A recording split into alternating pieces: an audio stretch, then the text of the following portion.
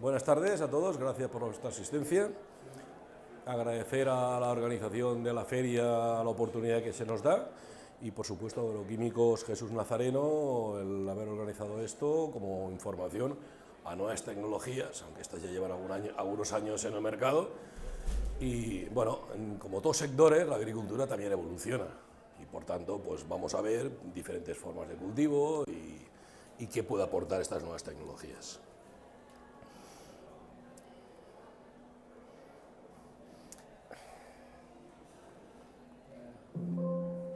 Vamos a hablar de dos biofertilizantes. Nos vamos a centrar en Biopron, que es el que utilizamos en el secano. Comentar que en el caso de regadíos, pues utilizaríamos el Bulnova, que sería exactamente lo mismo, lo que pasa es que uno se tira en sólido por el suelo, como veremos, una vez al año, y el otro lo iríamos incorporando en varios pases en el riego localizado. Muy cómodo, o sea, muy cómodo, muy bajas dosis, poco transporte, totalmente ecológico y de alguna forma en la línea de ir mejorando nuestros suelos.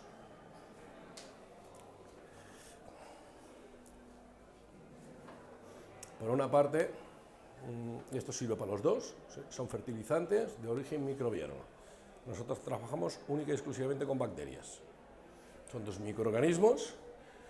Por una parte tenemos la Pantoea disperse, por otra la Azophyllum brasiliensis, que tenemos una capacidad de solubilizar nitrógeno, fósforo, potasio, calcio, zinc y microelementos, que ahora iremos viendo. Esto evidentemente está tanto para cultivo convencional como está utilizado en agricultura ecológica y en Demeter. Esto es el aspecto de los gránulos, tenemos diferentes granulometrías y ¿por qué? Bueno, pues evidentemente el tamaño del grano en algunos cultivos es importante. Cuando vamos a un campo golf, nadie quiere un granulo gordo. Esto está hecho de una arcilla totalmente inerte y lo que vemos en el campo, lo que se queda en el suelo del campo es una arcilla inerte. Ni es bueno ni es malo, no sirve para nada. Sirve para el acometido. Aplicamos una vez Biopron y nos cubre todo el ciclo. Esa arcilla lo que va haciendo es liberando esta serie de microorganismos que ellos a su vez se fijan en las raíces y empiezan a sintetizar nitrógeno atmosférico, solubilizar los fósforos, calcios, potasios, como vamos viendo. Vamos a concentraciones muy altas, 10 elevado a 8. Esto serían 8,0 más por gramo de producto, tanto de Azophyllum brasiliensis como Pantoea dispersa. Estamos hablando de 100 millones de bichos que cada uno de ellos hará una colonia de varios millones de individuos por cada gramo de producto. O sea, estamos hablando, yo siempre digo que estos son mini fábricas de nitrógeno y mini fábricas de fósforo y potasio, que producen muy poquito, pero multiplicado por la salvajada de millones esta, es suficiente para llevar un cultivo adelante. En el caso del Biopron Premium, que es el que dedicamos a olivar, ya lleva un poco incorporado de ácidos húmicos porque necesitamos una fuente de carbono para que estos microorganismos también vivos, son seres vivos y necesitan una fuente de carbono. Esto un poco como información general. El Biopron lo tenemos registrado en todos estos productos. Esto hay que actualizar. En Estados Unidos ya tenemos tanto el Biopron como el Bulnova y como veis estamos en todos los países productores relevantes. Vamos a entrar un poquito lo que no podemos ver dentro del saco. Dentro del saco vemos unas gravillitas pequeñas, más grandes o más pequeñas, en función al tipo formulado, con las mismas concentraciones todas. ¿Y dentro qué encontramos? Dentro encontramos dos rizobacterias. El Azophyllum brasiliensis, que es capaz de sintetizar el nitrógeno atmosférico. El nitrógeno, no hay minas de nitrógeno en el mundo, no existe. El nitrógeno del mundo está en el aire. En este momento estamos respirando entre el 72 y el 73% de nitrógeno en nuestros cuerpos, que es la concentración que era en el aire.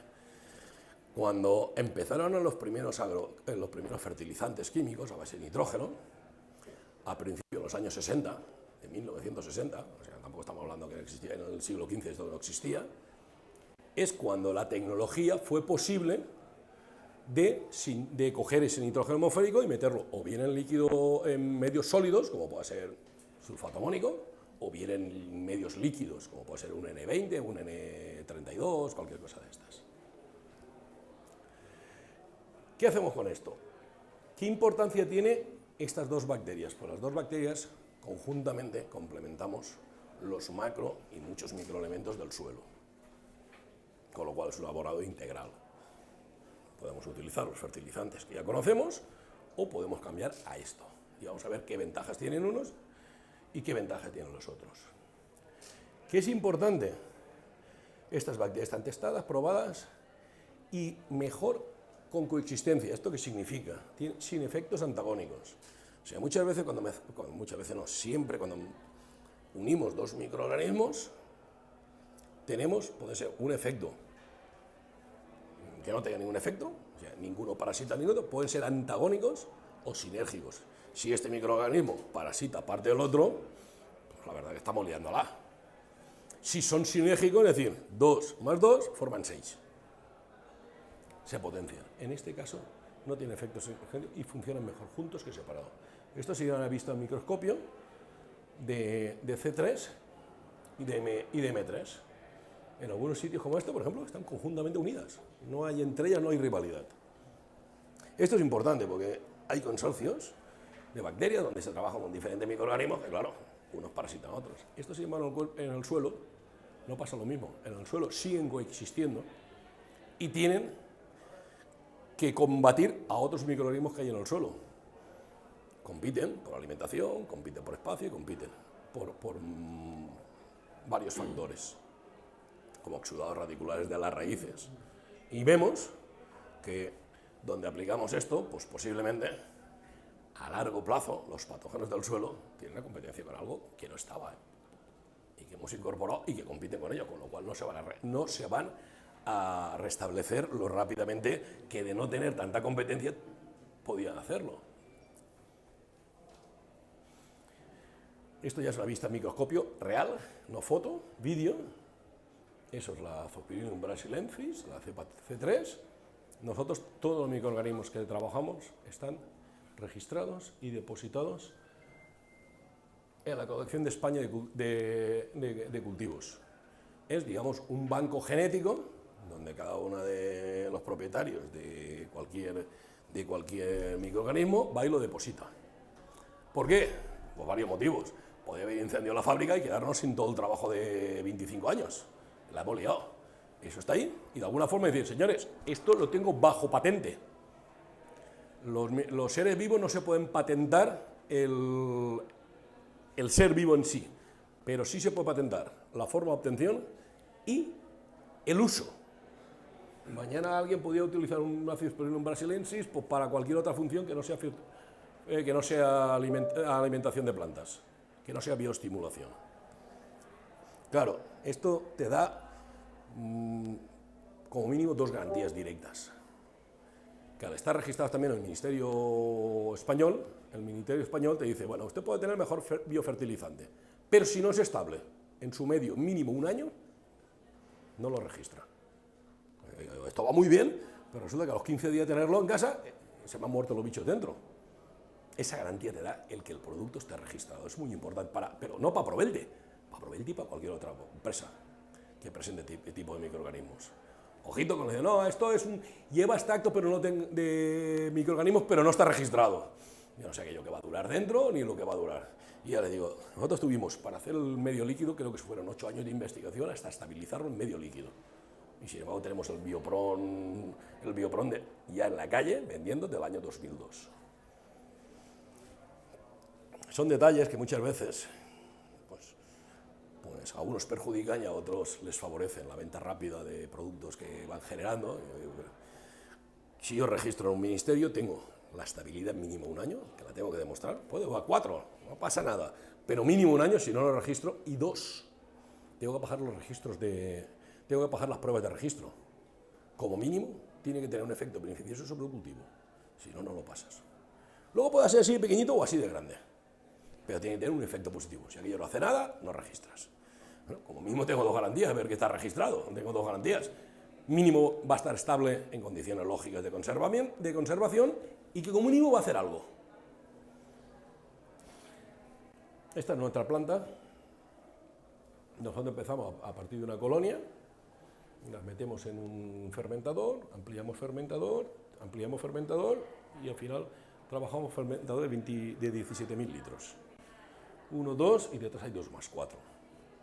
¿Qué pasaría si esto directamente lo quisiéramos meter ahí? No funcionaría. No podría establecer, no podía colonizar el medio. Por eso, todos estos pasos los vamos verificando. Cuidado, estamos trabajando con microorganismos. Y no se nos cuele un microorganismo que no queremos, ¿no? No se nos cree una bacteria nociva para la salud humana, por ejemplo. Cada uno de los pasos de esto es esencial llevarlo verificado. Es esencial. Si no, llevamos una garrafa creyendo que aquello no es nada y podía ser cualquier cosa, o muy buena o muy mala. ¿Vale? Visto esto, vamos a entrar un poquito en detalle del producto. ¿Cómo conseguimos alimentar esto?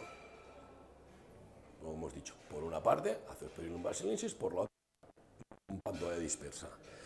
En el planeta en que vivimos no hay ningún ser vivo que trabaje gratis. Gratis nadie trabaja. O sea, una persona trabaja por un salario para alimentar a la familia. Pero es que un perro trabaja por darle satisfacción al dueño para a cambio tener cariño o que él le estime.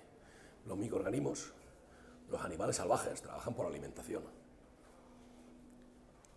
Con lo cual, ¿qué sentido tiene decir, bueno, yo voy a probar esto, pero voy a tirar también mi abono por si acaso? No tiene ningún sentido. Primera, porque va a estar pagando 2 abonados, que no tiene ningún sentido. Segunda, porque si la planta tiene alimentación en el medio acuoso, la bacteria se queda allí diciendo, ¡guau! Yo tengo mis exudados radiculares, que es lo que yo busco, con lo cual no hace falta trabajar, ¿no? Con lo cual, trabajamos con esto, trabajamos como el abono o trabajamos con sistemas mixtos, pero siempre bajando cantidades de abono. ¿No? Un poco eso de que cogemos el nitrógeno al aire, que parece un poco. Si nosotros cogemos el suelo, vemos que en el suelo sería lo más parecido a unas colleras marítimas, unos pedruscos inmensos y en medio de unos agujeros. Por muy compactado que creamos que esté el suelo, hay huecos, y en esos huecos los utiliza el agua, y por eso el agua la retiene, y el cultivo va chupando de ese agua. En esos huecos también hay oxígeno. De hecho, es muy sencillo. Llenamos un campo de olivar, 2 dedos por arriba al agua y lo mantenemos así.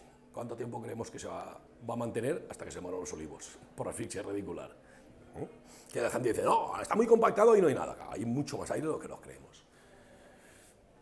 ¿Qué hace el Azospirillum y la Pantoea? El Azospirillum es un especialista en sintetizar nitrógeno atmosférico y pasarlo del N3, que es la forma química que está en el aire, a forma amonio. Pero la Pantoea luego veremos que también hace menos, pero también hace un poquito. Sin embargo, es la gran sublizadora de fósforo, potasio, calcio, zinc, magnesio y muchísimos microelementos. Esto lo fija a través de una enzima que se llama nitrogenasa, que es la encargada de pasarla a forma amonio, que es la asimilable. El N3 no es asimilable por la planta, sino teniéndolo en el aire, la planta vía foliar, que también puede captar nitrógeno, de hecho tratamientos foliares de nitrógeno hemos hecho todos.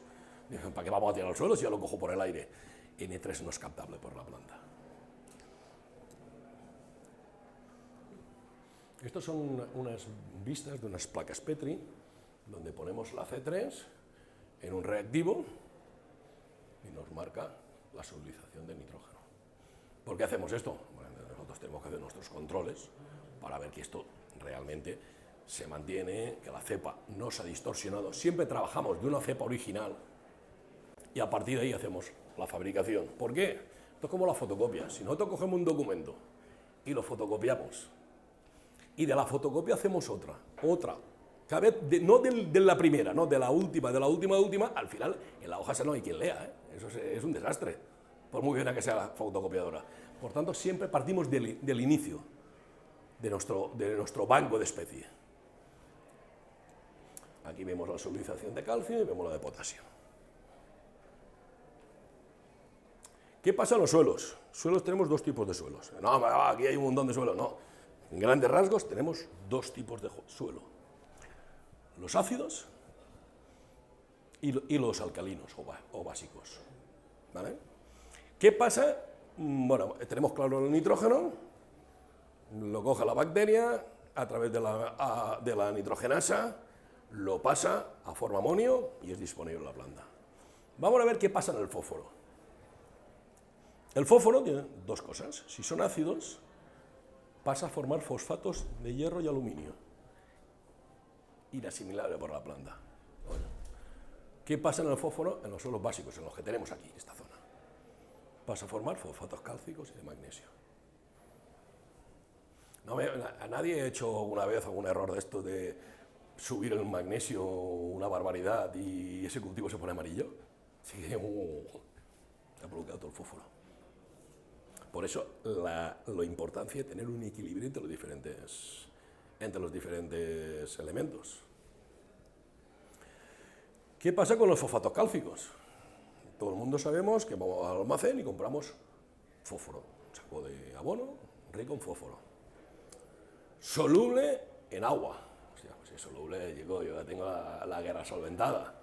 Bueno, lo que nadie nos dice es que el fósforo, a partir de pH 7, se precipita y forma esto. Se une el calcio o el magnesio y hacen fosfatos cálcicos o fosfatos magnésicos.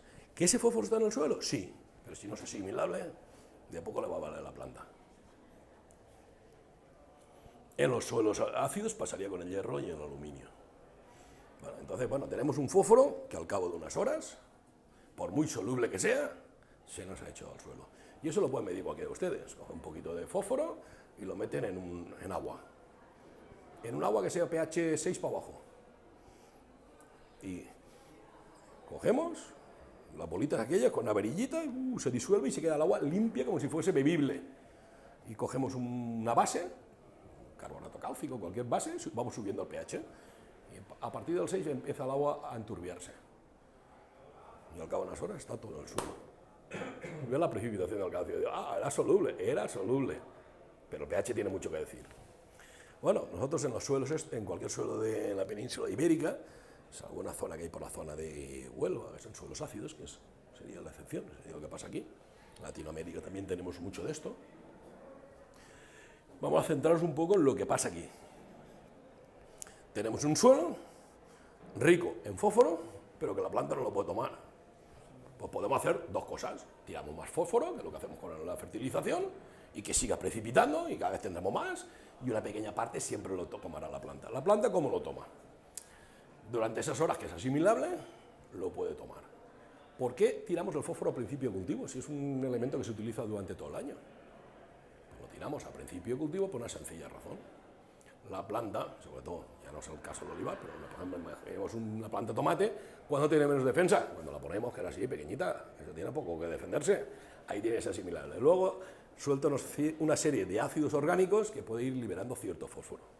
Aquí es donde juega la pantoea, que aparte de solubilizar algo de nitrógeno, empieza la pantoea. Y la subiliza, o bien por los ácidos orgánicos que hemos hablado, y del suelo la utiliza vía esto, ácidos orgánicos, y luego tenemos una segunda fuente de carbono, que es la materia orgánica. Pero bueno, nos pasa lo mismo. La materia orgánica contiene nitrógeno, de fósforo, potasio, contiene todos los elementos, pero eso hay que solubilizarlos. Y se solubiliza a través de la minización ácida o alcalina fosfatasa. Es otra. Hablamos de la enzima nitrogenasa y aquí hablamos de una enzima fosfatasa, que está en todos los campos. Microorganismos los tenemos en todos los campos, no nos equivoquemos. Si tiene una hierba en el campo o una planta viva en el campo, que tiene microorganismos.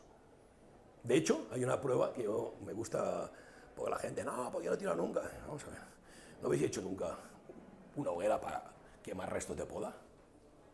Una hoguera potente allí que se han quemado. ¿Cuánto tiempo pasa hasta que salga el primer hierbajo? Tenemos el campo lleno de hierba y ese rodal no.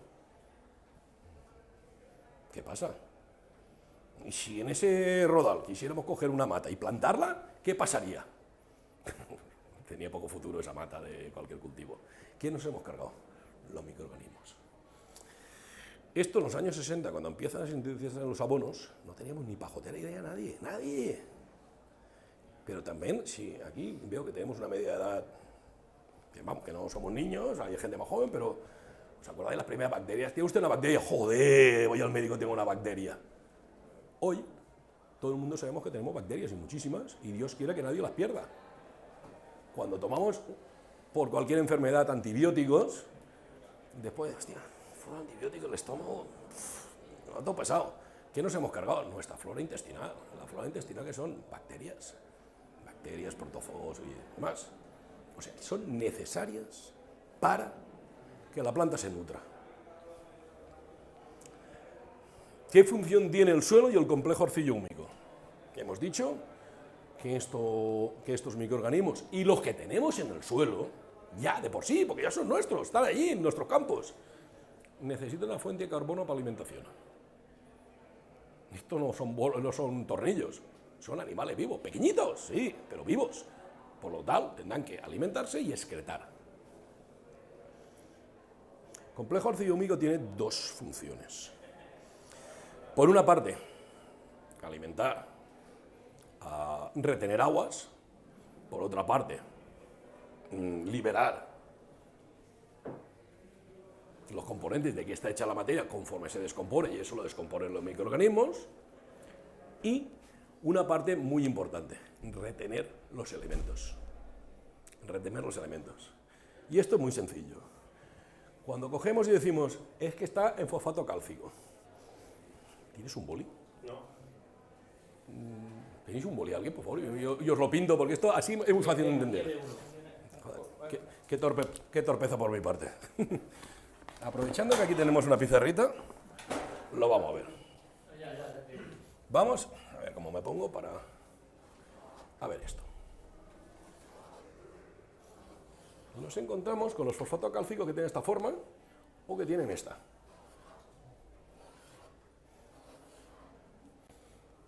Y esto es P2O. Esto es fósforo. Vamos a poner la F para entendernos fácil. Esto es fósforo, esto es calcio, no vamos a poner magnesio para no liarla mucho, pero con el magnesio hemos visto que pasa lo mismo. Esto sería un fosfato bicálcico, no asimilable, y un fosfato tricálcico. 3 calcios frente a un fósforo. No es asimilable. ¿Qué hace la pantoea? En el caso del fósforo, Pues nada, así contado un poquito a la bestia, esto son reacciones físico-químicas importantes, pero lo que hace es que corta esto. Y de esto nos da esto. Un calcio, otro calcio y un fósforo. Esto es asimilable. Y esto también. ¿Qué ocurre si no tenemos un buen complejo arcillo-húmico? Pues como si cogemos imaginaos dos imanes pegados y yo los separo. Cuando los suelto, se vuelve a pegar. ¿Qué pasa con esto? Pues va a reaccionar igual que reaccionó el primer día. Si este calcio se une a un carbono, esto forma parte del complejo arcillo-húmico, esto tiene una resistencia alta al lavado, al lixiviar hacia abajo a profundidades donde no hay raíces, lo cual no vale para nada, al tiempo que es asimilable por la planta, ya no se produce esto. Con el potasio pasaría lo mismo. Un poco para entender, porque a veces esto, explicarlo así de voz es un poquito complicado.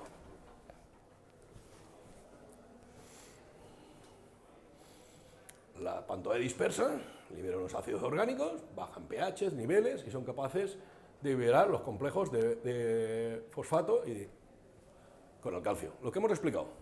Aquellas bolitas que forman un complejo no son comibles, las separamos. ¿Claro? Esto lo representamos en un dibujo, pero bueno, esto es más difícil. Lo mismo con el potasio y el calcio. ¿No? El calcio libera. Cuanto más fósforo yo libere, más calcio libero. Si hay una de fósforo, como mínimo hay 2 de calcio. ¿Qué ocurre en un cultivo cuando subimos los niveles de calcio? Tiene una hoja más turgente. La aprietas y es más cracks, hace más. O sea, a medida a mano es bastante complicado de medir. ¿Qué pasa en el fruto? Las células tienen mayor, la superficie se endurece.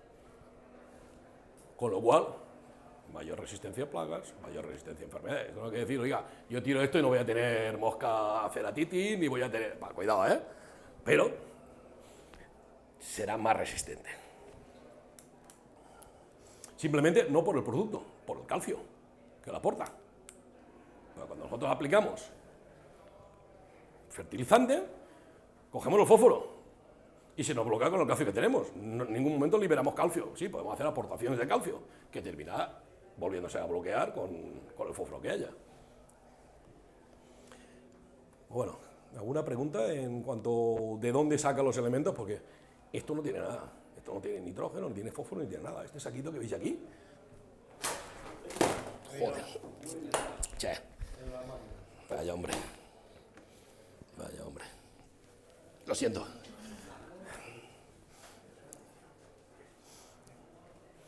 El saquito este que vemos aquí, contenido de nitrógeno, fósforo y potasio, 0. Sí, 0.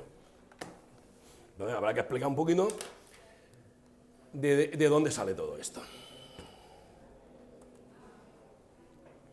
Bueno, esto es como cualquier biofertilizante, y como cualquier fertilizante, no es para olivo, no es para tomate, no es para maíz. Es para todo. O sea, no hay un 25-10 para olivo y un 25-10 para perales. Un 25-10 aportan 20 de nitrógeno, 5 de fósforo y 10 de potasio para cualquier planta, incluso para la hierba, ¿eh?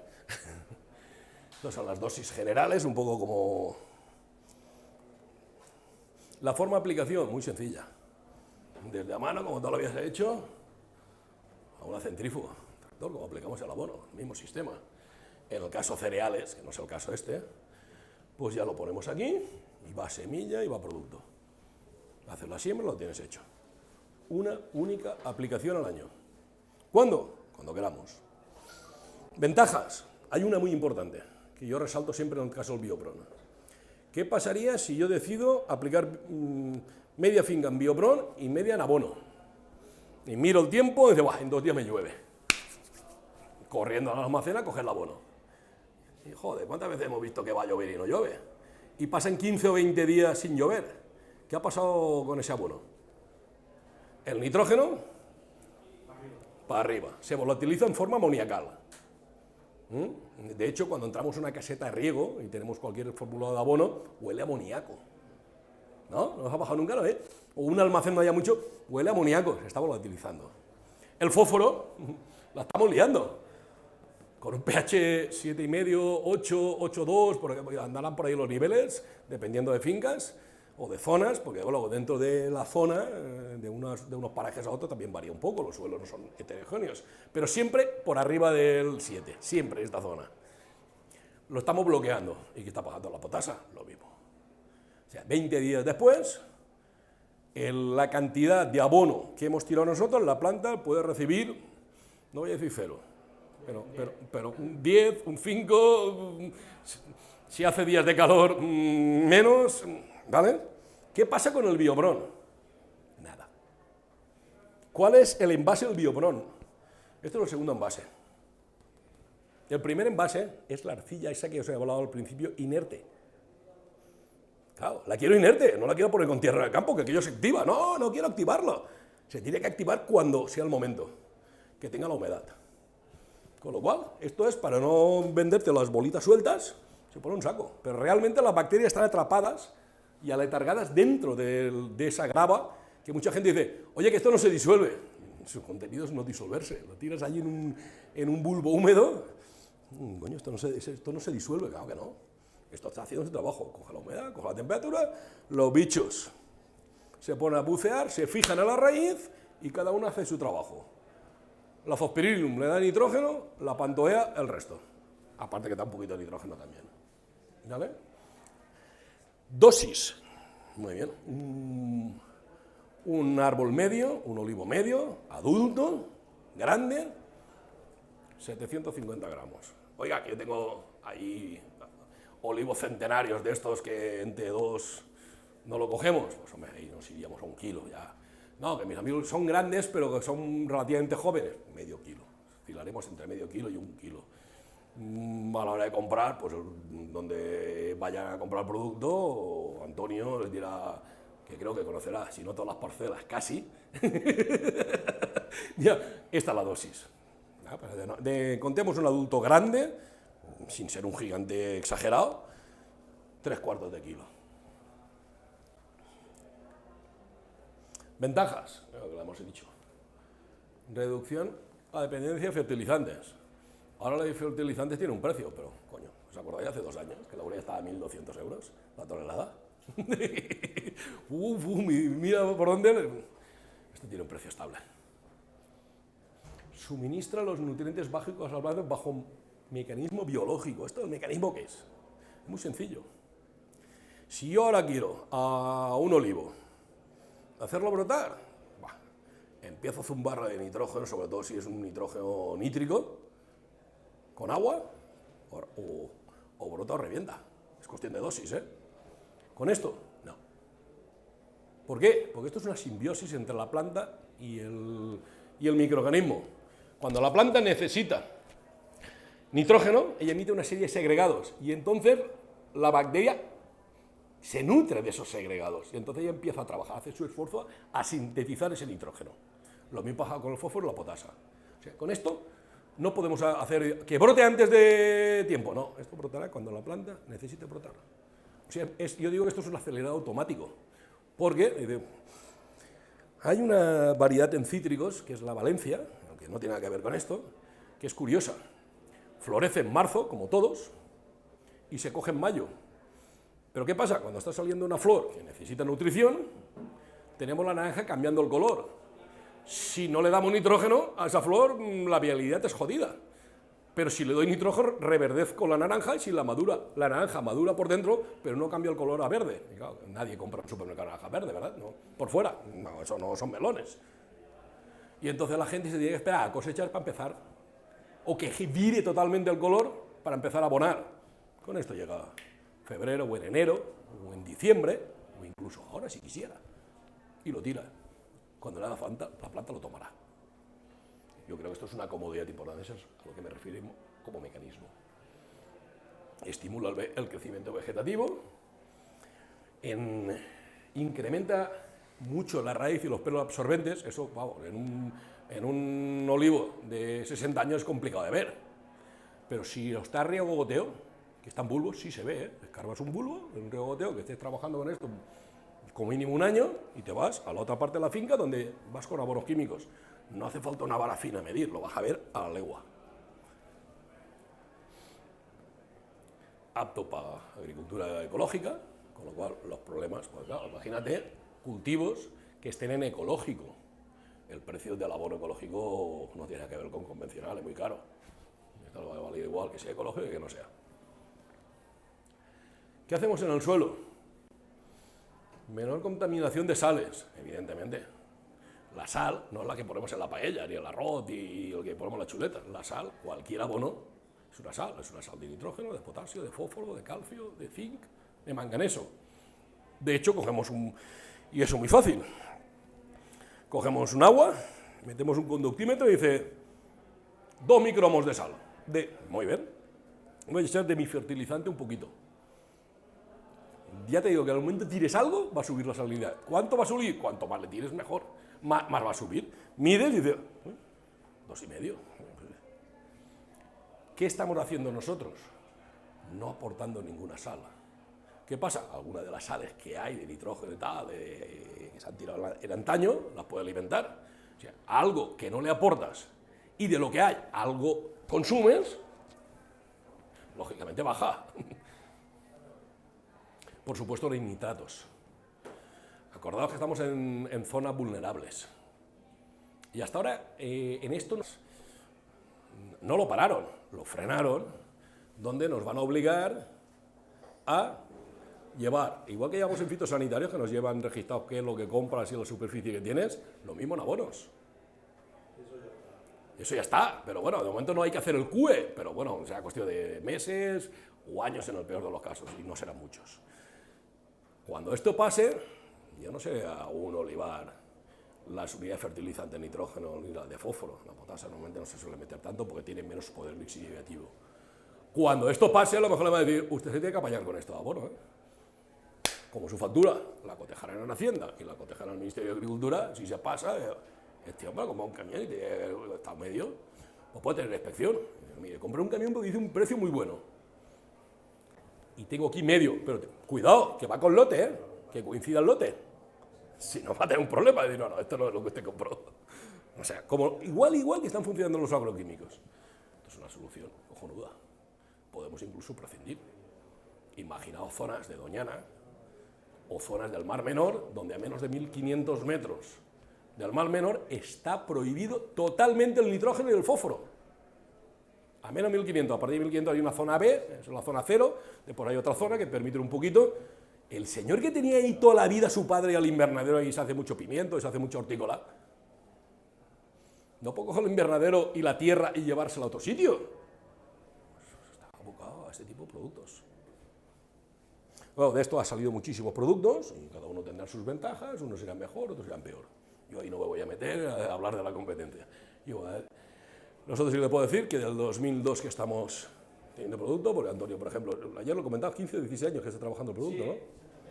Sí. No, y nadie te ha pegado en el pueblo, ¿verdad? Entonces, pues, no estará muy cabreados con el resultado. Para el agricultor, una de las ventajas es que menor volatilidad de precio, yo sé mi costo, ¿cuál va a ser? Vaya muy cara la energía o sea más barata. Y mejora la imagen del agricultor, ya que reduce contaminación y eso está muy de moda y tal. Y el que esté, pues, a lo mejor en producción ecológica, pues oye, no va a incrementar el costo de los abonos, como pasa si vamos a los fertilizantes en ecológico. Recuerdo que un nitrógeno para aplicar en un ecológico tiene que ser un nitrógeno orgánico. Las concentraciones de un 3% de nitrógeno orgánico ya están bien. Pocas tiene 5 y el precio es brutal comparado al convencional. ¿Ya ven? Como os he dicho antes, vale para todas, para cualquier cultivo. Aquí falta cultivo, pero mejora, veréis que mejora el vigor de la planta, viste más el olivo. ¿Cuándo? No lo voy a aplicar hoy, lo voy a tener mañana, todo necesita un tiempo. Longitud de brotes, lo que se ha comentado del desarrollo. Algo importante, mayor rendimiento graso. En todos los ensayos que tenemos, unos más, otros un poquito menos, en todos, claro, evidentemente compara siempre sobre un abono sobre esto. Entonces ha incrementado un poquito el rendimiento graso. Nosotros vendemos aceituna o aceite, que es importante, ¿eh? Si vendiese aceituna esto sería poco importante, pero si vendemos aceite es muy importante. Hay casos de tener un 2 y algo por ciento. Es mucho, ¿eh?